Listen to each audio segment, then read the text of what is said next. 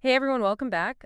Today we're taking a deep dive into something that's both fascinating and a little bit freaky, planetary transition. Oh, yeah. Yeah, we've got an article here that's making some pretty bold predictions about Earth's future, Hmm. and we're going to unpack it all for you. Okay, sounds good. All right, so It is definitely thought-provoking stuff. yeah. The article suggests that Earth is on the verge of a major shift, Oh, wow. moving from what it calls a world of trials and atonements Okay. to a world of regeneration. Right, so it's not just about physical changes, but a spiritual evolution as well. Yeah. The article even lays out this whole hierarchy of worlds that Earth supposedly progresses through. Oh, interesting. It starts with a primitive world and eventually reaches a blissful world with a few stops in between. Right. What do you make of that? Well, the idea of Earth evolving through different stages, Okay. much like living organisms do, Yeah. is a concept found in various spiritual traditions. hmm This primitive world the article describes sounds like a raw, undeveloped state, Okay. a kind of spiritual boot camp. Right.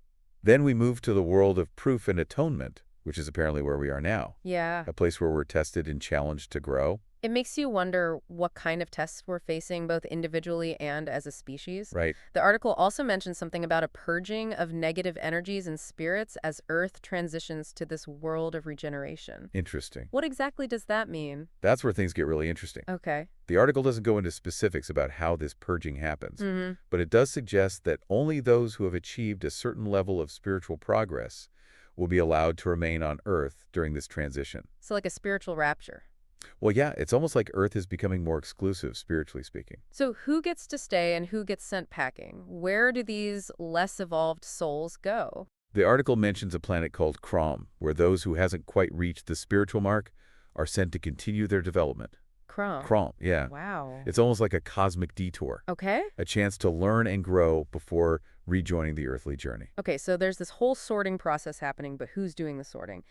The article claims that more evolved spirits from the star of Taurus are already reincarnating on Earth to guide humanity towards this world of regeneration. Taurus, like the zodiac sign. That's right, wow. The article doesn't clarify whether it's referring to Taurus as a physical location or a symbolic representation. Okay. But it does raise fascinating questions about the influence of extraterrestrial beings on human evolution. So are we saying that some of the great leaders and thinkers throughout history, maybe even some of the folks we see making a difference today, are actually these evolved souls from Taurus? The article doesn't name names, but it definitely suggests that these evolved souls are working behind the scenes, Hmm.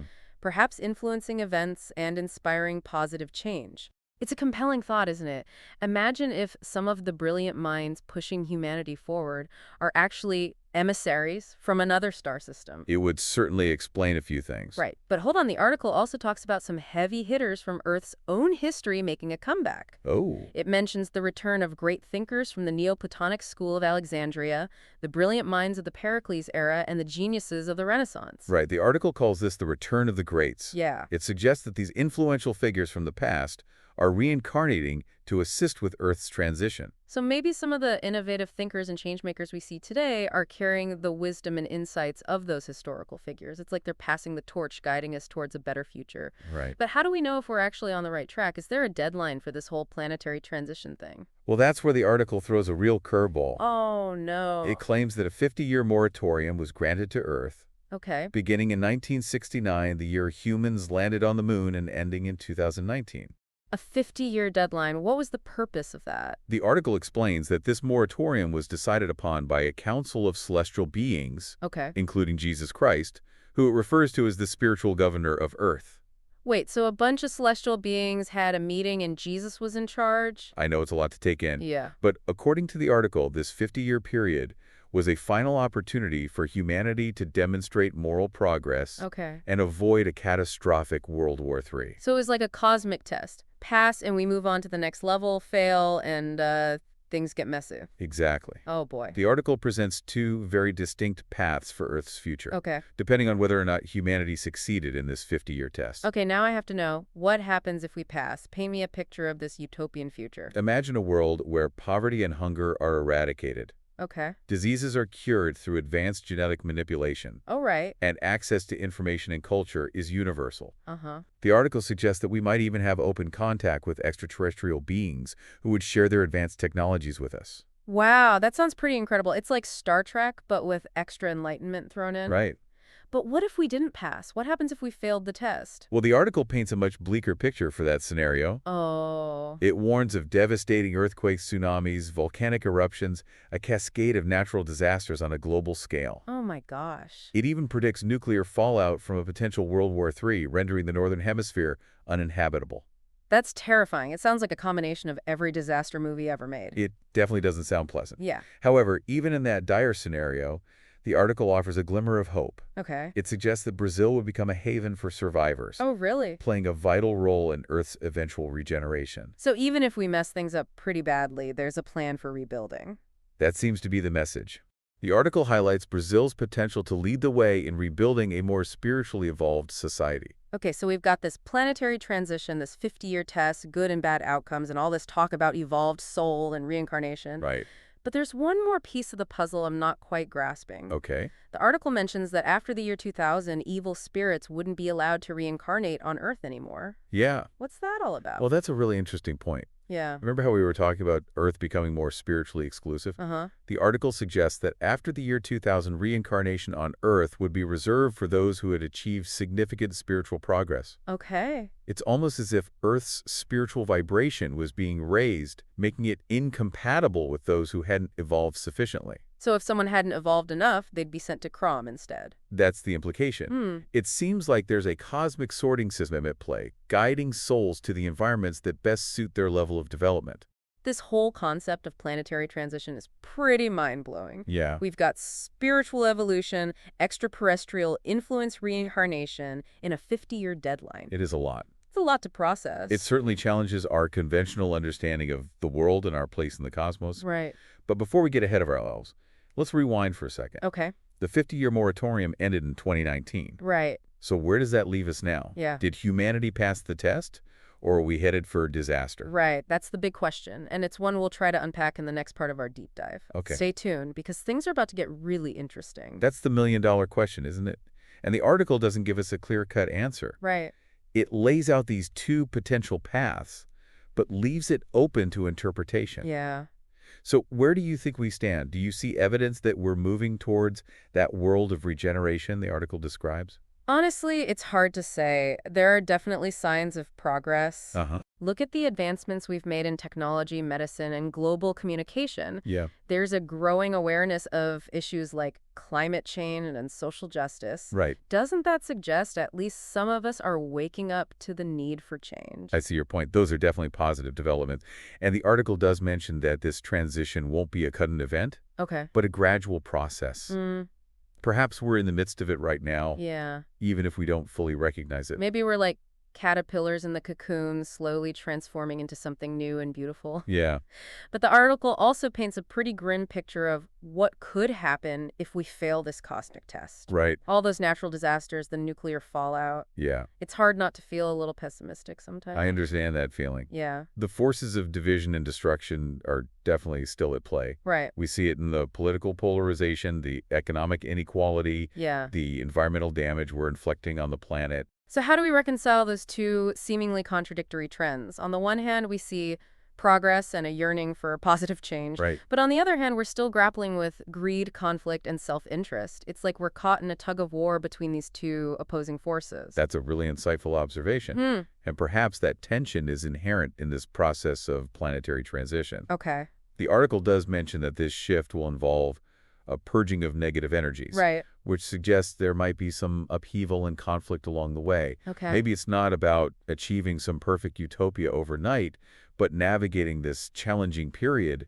with as much wisdom and compassion as possible. So instead of getting hung up on whether we passed or failed this 50-year test, maybe the focus should be on how we're responding to the challenges we're facing right now. I think so. Are we choosing love over fear, cooperation over competition, compassion over judgment? I think you're onto something there. Yeah. The article, despite its fantastical elements, seems to be ultimately about personal responsibility. It's not presenting us with a fixed destiny, but rather a set of possibilities. Okay. It suggests that we have agency, that we can influence the course of events through our thoughts, words, and actions. So it's not just about waiting for some external force to save us or punish us. It's about recognizing that we have a role to play in shaping our collective future. Exactly. Okay. The article highlights this idea of spiritual evolution both for individuals and for humanity as a whole. Uh-huh. It's suggesting that we have a responsibility to consciously participate in this process of transformation. It's like we're all co-creators of this grand cosmic experiment, and the outcome depends on the choices we make. Yeah. But what does that look like in practice? What are some concrete things we can do to contribute to this positive transformation, even if we can't control the grand scheme of things? Well, I think it starts with cultivating awareness. Okay. Awareness of our thoughts, our words, our actions, and their impact on the world around us. Right. Are we acting from a place of love or fear? Mm. Are we contributing to the well-being of others or simply pursuing our own self-interest? So being mindful of how we treat ourselves, others, and the planet. Precisely. Okay. And then from that place of awareness, we can make conscious choices that align with our values and aspirations. Okay. It might be something as simple as choosing kindness over judgment, or as ambitious as dedicating your life to a cause that serves the greater good. Yeah. The point is that every choice, no matter how small, has an impact. It's like each act of compassion, each step towards sustainability, each moment of connection is a vote for the kind of future we want to create. Right. And even if we don't see immediate results, we're contributing to a collective shift in consciousness. That's beautifully put. Thanks. And who knows, maybe by embracing this spirit of conscious evolution, we can collectively navigate this planetary transition toward a brighter and more harmonious future. Right. But even if the specific predictions laid out in this article don't come to pass, the core message is incredibly valuable. Okay. This idea that we have a choice, that our actions matter, that we're not just passive passengers on this planetary journey, it's incredibly empowering. It is empowering. This deep dive has really opened my eyes to a whole new way of thinking about the world and our place in it. It's both inspiring and a little daunting to consider the scale of this potential shift. Right. But before we spiral into existential dread, I'm curious what stands out to you as the most significant takeaway from this article? What's the one thing you hope our listeners really grapple with? For me, it's the emphasis on personal responsibility. The article doesn't present us with a fixed destiny, but rather a set of possibilities. It suggests that we have agency, that we can influence the course of events through our thoughts, words, and actions. In a call to action disguised as a cosmic prophecy. Exactly. Yeah. And that's a powerful message to carry with us. It really is a call to action, and it makes you wonder, are there signs of this spiritual transitions happening around us right now? I mean, you see all these movements gaining momentum, sustainability initiatives, social justice movements, the rise of mindfulness and meditation. Yeah. It does feel like there's a growing awareness of our interconnectedness. I agree. There's a sense that people are searching for something more, something beyond material possession than superficial pursuits. Right. Perhaps this planetary transition, whether we take it literally or metaphorically, is a reflection of that inner yearning for meaning and purpose. Yeah. Maybe those movements you mentioned are evidence that the shift is already underway. So maybe we're not just hurtling towards disaster, as some folks might believe. Right. Maybe those who see the world descending into chaos are missing the bigger picture, the subtle but significant shifts in consciousness that are happening all around us. It's like we're standing too close to a giant tapestry. We can only see the individual threads, the knots and tangles. Right. But if we step back, we might start to see the patterns, the beauty, the intricate design that's emerging. Perhaps that's the challenge of our time, to hold both the light and the shadow, the hope and the despair, and to choose to focus on the threads that are weaving a more beautiful and compassionate world. That's a great analogy. It's so easy to get caught up in the negativity, the constant barrage of bad news and divisive rhetoric. Yeah. But maybe, just maybe, beneath the surface, there's a quiet revolution happening, a groundswell of people choosing love, kindness, and connection. And remember, the article suggested that Earth is being infused with these evolved souls from Taurus. Right. Perhaps they're playing a part in this shift, subtly guiding humanity toward a more enlightened path.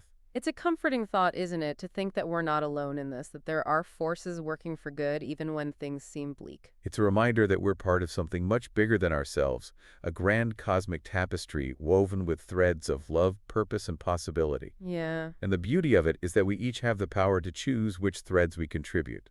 So what does that look like for you? What choices are you making in your own life to align with this vision of a more evolved world? Well, for me, it starts with practicing compassion, both for myself and others. It's about recognizing that we're all on this journey together, and we're all doing the best we can with what we've got. Right.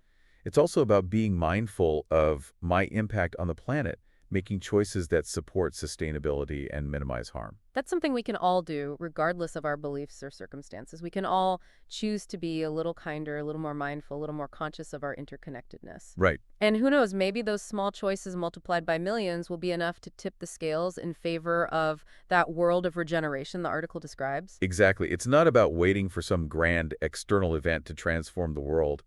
It's about recognizing that the transformation starts within each of us with the choices we make every single day. Well, Deep Divers, this has been one mind-expanding journey. We've explored some truly fascinating and thought-provoking ideas about Earth's potential transformation.